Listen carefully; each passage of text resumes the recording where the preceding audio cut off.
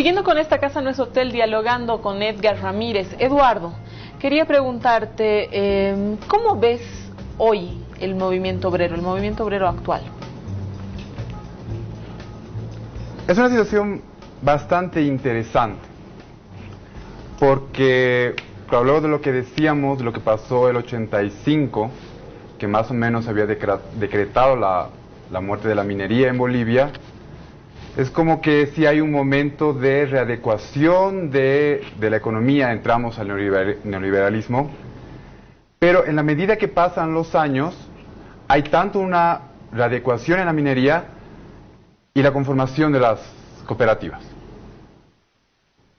que más o menos van a aprovechar, en una situación desventajosa, es cierto, las vetas que ya habían sido exploradas y explotadas hasta cierto punto por Comibol y por los esfuerzos del Estado.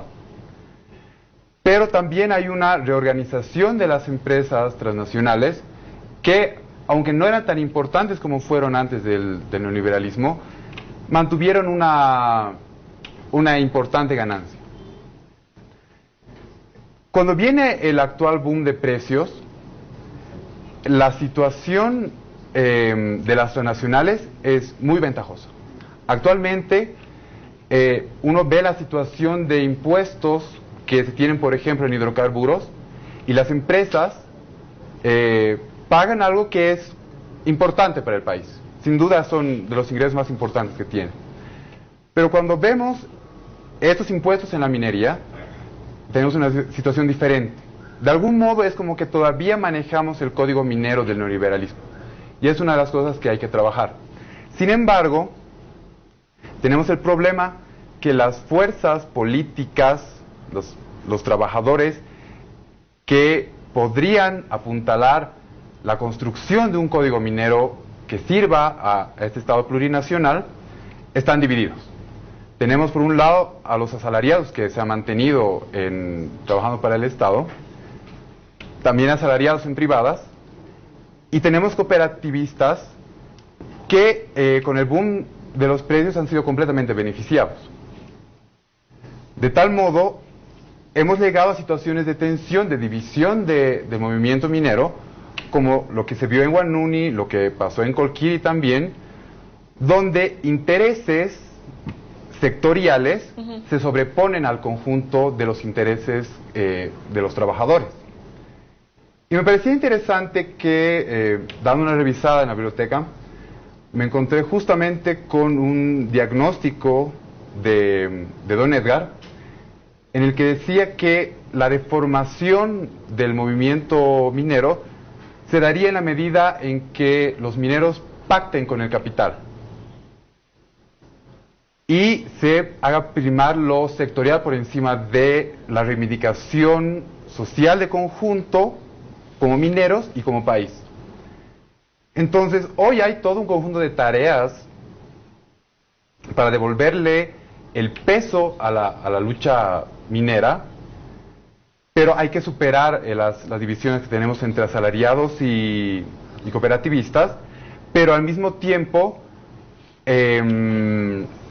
modificar las condiciones en que trabajan hoy empresas San Cristóbal, Inti Raymi, que ganan sumas fabulosas.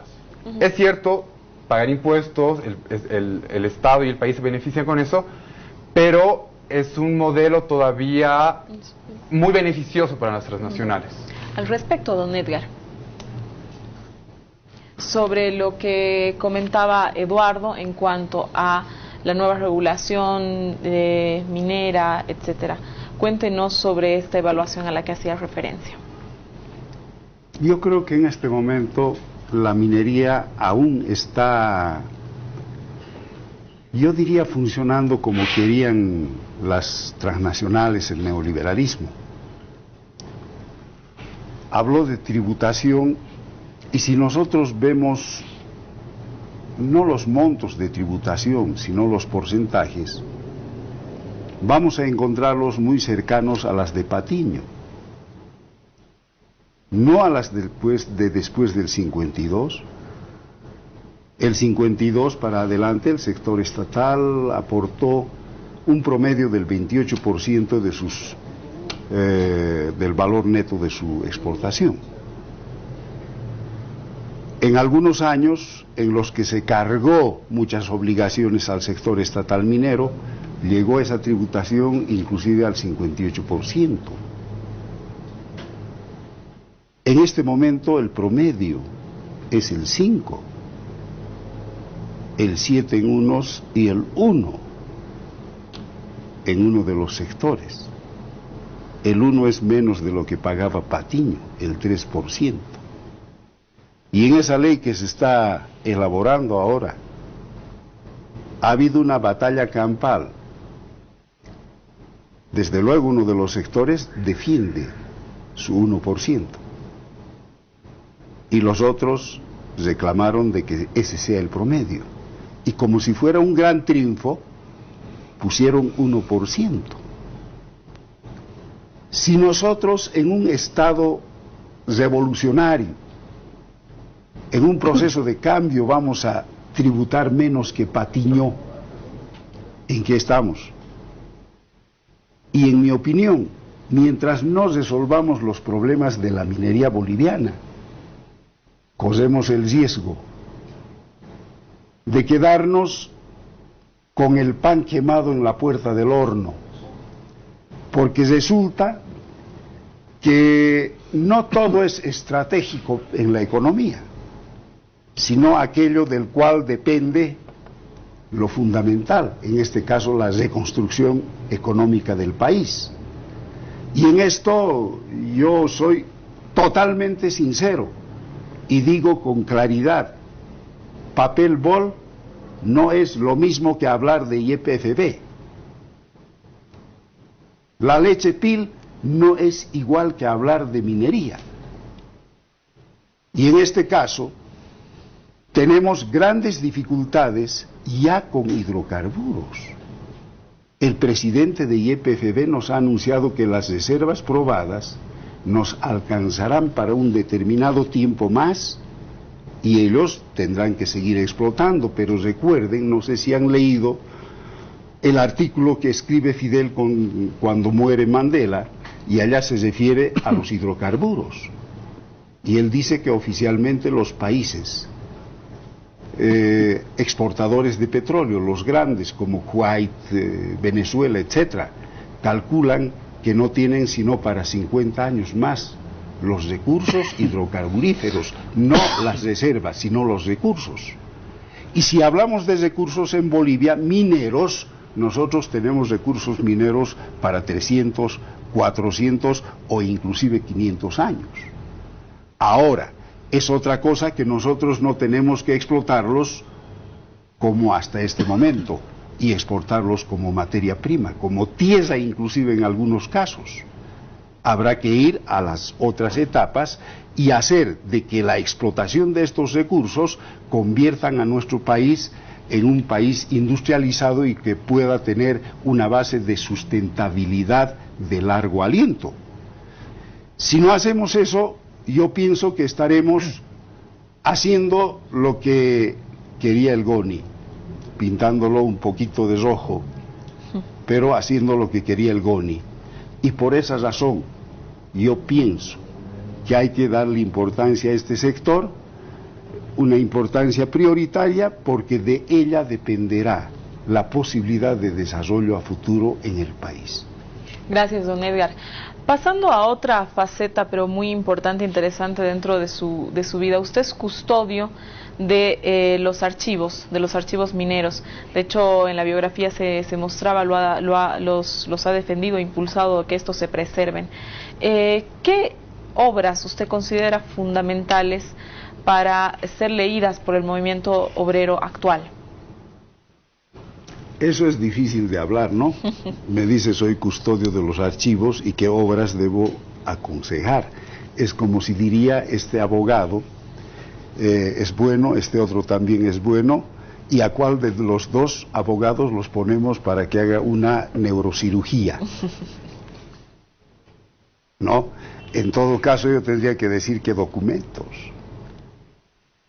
Pero en todo caso yo creo que reducir a un recetario de obras es cesarle el cerebro al ser humano, es cuadricular su cerebro con un recetario. Yo pienso que más bien tenemos que hacer lo posible para que abra el horizonte, para que se nutra de todo lo bueno, porque en lo malo también vamos a recoger lo bueno. Seguro. Nosotros los neoliberales nos convertimos en neoliberales estudiándolo a fondo al 21060. Y decir libros, ni siquiera pues en nada. Hagas un ejemplo, yo la novela, voy a decir que García Márquez es mejor que Jorge Amado. ¿Voy a decir que Don Quijote está por debajo de Tolstoy? ¿O voy a decir que los dos son inservibles al lado de Tamayo? Yo creo que no. Yo pienso que más bien debemos invitar a que las lecturas sean abundantes, sean grandes, y tratemos más bien, mientras nos dure la vida, de meter al cerebro todo lo que se pueda. En cuanto a documentos, yo creo que hay que hacer una invitación a que se estudien los informes de la Comisión de Nacionalización de las Minas. Son muy valiosos. Allá está la demostración de que la nacionalización de las minas no era querida, no querían los del MNS. Ellos querían que se frustre. Habrá que leer los informes de rehabilitación de la Comibol para ver cómo pretendieron desnacionalizar las minas desde el primer día. Estos proyectos de los que estoy hablando son desnacionalizadores. La Fort Bacon Davis, la Press Waterhouse, etc. Pero hay que ver qué instrumentos utilizaban para desnacionalizar. Hay un informe, por ejemplo, del ingeniero Roberto Arce para el gobierno de Barrientos, en el que señala que la mejor forma de nacionalizar las minas, de desnacionalizar las minas, es entregar a la iniciativa privada las minas más ricas y las más pobres a las cooperativas. Yo no sé si estaremos defendiendo eso. Yo pienso que en realidad lo que se hizo es en el fondo lo que se aspiró a hacer desde hacía mucho tiempo. Yo no soy muy afecto a la existencia de cooperativas mineras en la minería, no solamente por su carácter depredador del yacimiento,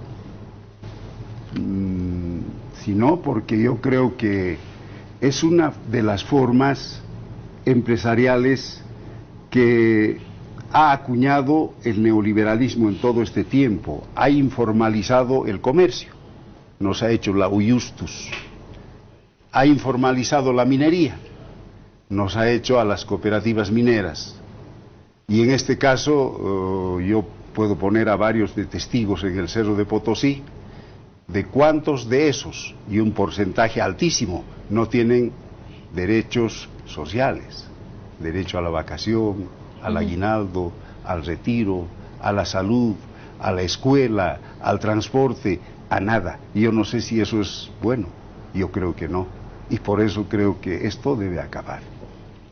Muchas gracias. En este momento nos vamos a ir a un corte y volvemos para ir finalizando con Ramón. Vamos a empezar contigo.